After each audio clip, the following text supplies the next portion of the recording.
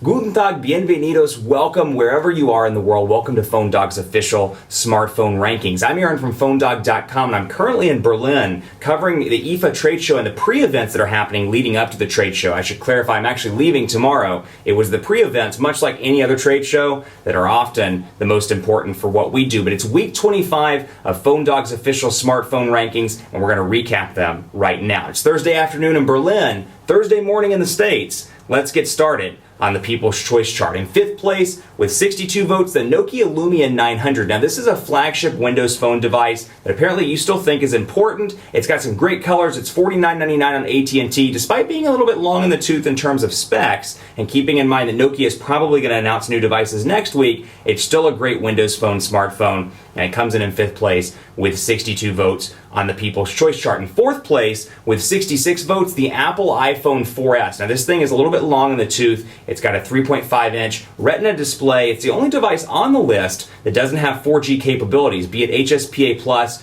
or LTE, and it's fourth place with 66 votes. And third place, the Samsung Galaxy Nexus Global, another device that's a little bit older, but where this one comes in, and probably the reason why it's in third place, Jelly Bean. It's one of the few devices that has Android 4.1 pre-installed, or you can get it via an OTA if you already have the device, and it comes in third place with 84 votes. In second place with 95 votes, the HTC One X. It's a high-end flagship smartphone from HTC, announced in February at Mobile World Congress in Barcelona, and it packs some pretty awesome specs. A 1.5 gigahertz dual-core Snapdragon S4 CPU, a 4.7-inch HD display, an 8-megapixel camera, and Android 4.0 with HTC Sense version 4. It comes in second place with 95 votes. And in first place, leading the way by 339 votes, 339 votes versus 95 is pretty impressive, and it leads in first place yet again, the Samsung Galaxy S3. US version packs a 1.5 gigahertz dual-core Snapdragon S4 CPU. It's got 2 gigabytes of RAM, a 4.8-inch HD display, an 8-megapixel camera,